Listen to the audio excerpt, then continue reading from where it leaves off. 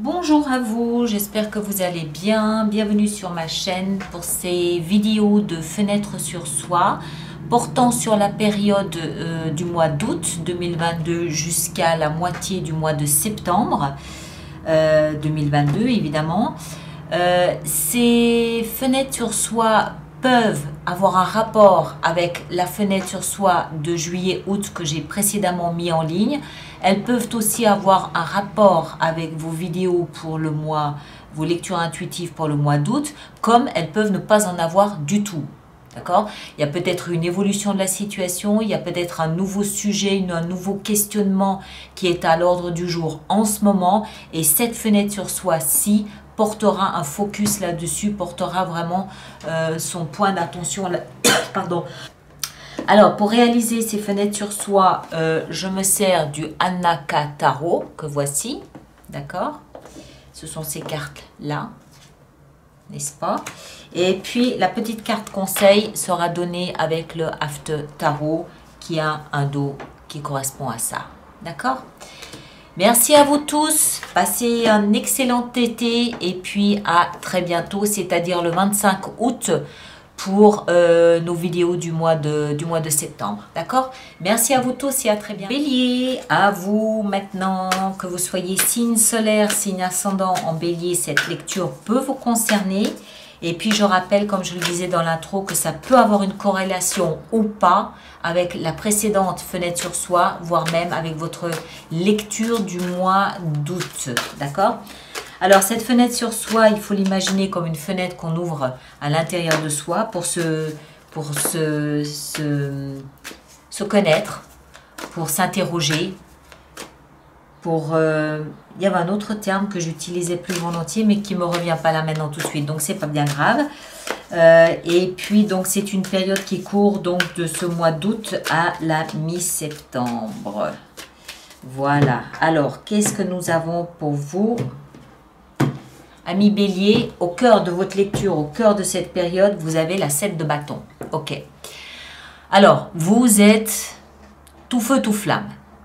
Vous avez la moutarde au nez, quelque chose vous agace, quelque chose vous énerve, quelque chose vous déstabilise et vous avez décidé de sortir votre armure de samouraï et d'aller combattre pour préserver votre philosophie, préserver vos principes, préserver vos valeurs, préserver votre idéal.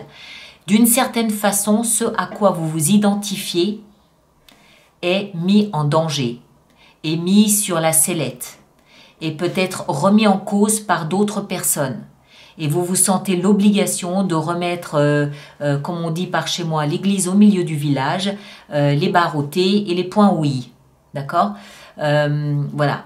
Vous défendez bec et ongle ce à quoi vous vous identifiez parce que quelqu'un a l'outrecuidance de le remettre en cause.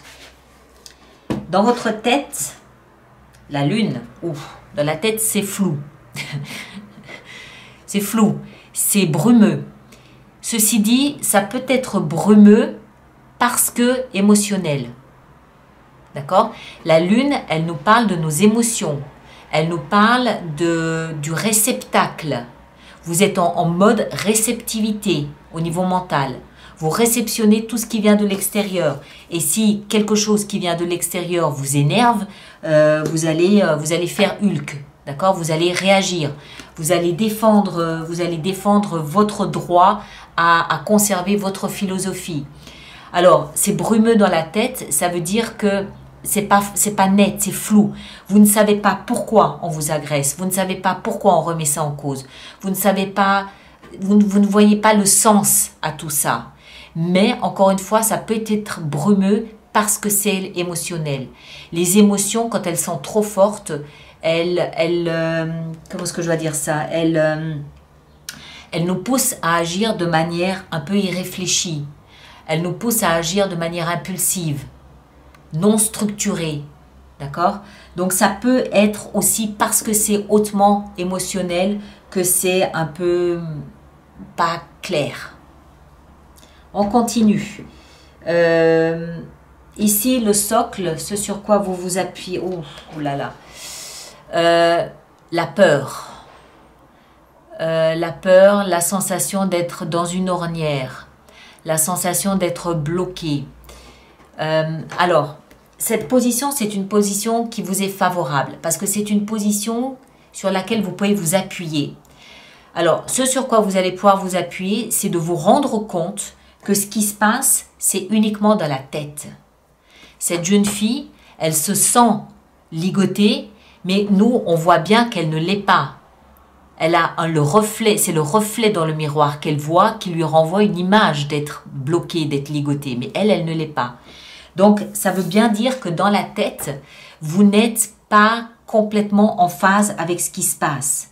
Vous avez une vision qui est en trompe-l'œil de ce qui se passe. Peut-être que ici, vous vous défendez, vous vous battez bec et ongle. Alors, ça peut être contre l'extérieur, encore une fois, parce qu'on s'attaque à vos principes, ou que vous croyez qu'on s'attaque à vos principes, mais ça peut aussi être contre vous-même. Peut-être que vous êtes tout simplement en bisbille contre vous parce que vous n'arrivez pas à avoir les idées claires, parce qu'au niveau émotionnel, c'est le grand flou. Vous avez l'impression d'être bloqué, puis en fait, vous vous rendez compte que pas du tout, que vous créez vous-même cette situation. C'est pas très net, d'accord? C'est dans vos pensées, vos idées ne sont pas très claires. Et parce qu'elles ne sont pas claires, elles vous mènent sur une fausse piste, où vous vous sentez peut-être attaqué inutilement. Vous croyez peut-être que vous êtes attaqué alors que vous ne l'êtes peut-être pas. Maintenant, vous l'êtes peut-être réellement aussi. Mais c'est peut-être aussi parce qu'on essaie de vous démontrer que vos pensées ne sont pas vraiment en corrélation avec ce que vous pensez vraiment. Vous comprenez un peu, il y a un double jeu de reflet du miroir et de trompe-l'œil dans ce que vous êtes en train de vivre durant cette période. Alors, de là d'où vous venez, voilà, vous venez d'un endroit où émotionnellement, en fait, je pense que c'est vous qui avez laissé quelque chose derrière vous. 8 de coupe, on le voit, ce personnage, il prend ce à quoi il s'accroche le plus et il laisse ces 8 coupes derrière lui parce qu'elles n'ont plus rien à lui apporter. Il n'y a plus d'intérêt à rester là émotionnellement parce qu'il n'y a plus de nourriture, il n'y a plus de substrat, il n'y a plus d'énergie dans ces émotions-là, donc vous partez, vous vous quittez. Ça peut être un job, ça peut être une maison, ça peut être une relation, ça peut être des amis, ça peut être une idée, ça peut être un projet, ça peut être n'importe quoi, d'accord? Ce qu'il faut retenir, c'est que vous laissez, vous, délibérément quelque chose derrière vous parce que émotionnellement, c'était pas à la hauteur. Donc, c'est peut-être là où c'est pas encore complètement clair, pas complètement net. Là où vous allez, on a la 5 de coupe. Alors, très bien. 5 de coupe nous dit que vous allez, durant cette période, vous astreindre à laisser les regrets et le passé derrière vous. Vous allez, alors ça se passe probablement avec quelques petites larmes, peut-être, c'est possible. Ça peut être une thérapie, c'est possible aussi. Mais vous allez vous astreindre à ne plus voir le verre à moitié vide, mais à le voir à moitié plein. Vous allez vous astreindre à laisser ce qui est périmé derrière vous et à vous concentrer sur votre potentiel d'avenir. Mais c'est là où autant ces faits ici concernent vos émotions, autant cette période concerne votre mental, ce qui se passe dans votre tête. Où vous avez l'impression d'être bloqué et puis en fait vous vous rendez compte que non, c'est dans la tête que je me bloque parce que mes émotions, c'est clair. Les émotions, elles suivent. Si vous êtes parti, c'est parce qu'émotionnellement, il n'y avait plus rien. Bon, après, il y a quand même un petit deuil à faire. On n'a pas la mort, on a juste la 5 de coupe. Donc, il y a un petit deuil à faire où il faut juste rééquilibrer. Le potentiel d'avenir se trouve là, les regrets se trouvent de ce côté-là, mais le plus gros, il est à faire dans la tête, pas au niveau émotionnel. D'accord? C'est dans la tête où il faut recadrer mes pensées, le reflet du miroir, les faux semblants, ce que je crois être mais qui n'est pas. Et au milieu de tout ça, votre philosophie de vie à vous. Pas teintée par l'opinion des autres, pas soumise à l'opinion des autres. Vous, quel est votre idéal de vie à vous? Le reste, ça suit. Il faut du temps, mais ça suivra. D'accord? Gros job. Mais je pense que vous êtes dedans, déjà, en fait. Je pense que vous êtes dedans, déjà. Pourquoi je dis ça? Parce que de là d'où vous venez, vous avez laissé quelque chose. Vous avez lâché la main à quelque chose. Émotionnellement, hein, vous avez lâché la main à quelque chose. Après, il faut que... Ça, ce qu'on voit ici, c'est tout simplement le processus de deuil. Le processus d'acceptation.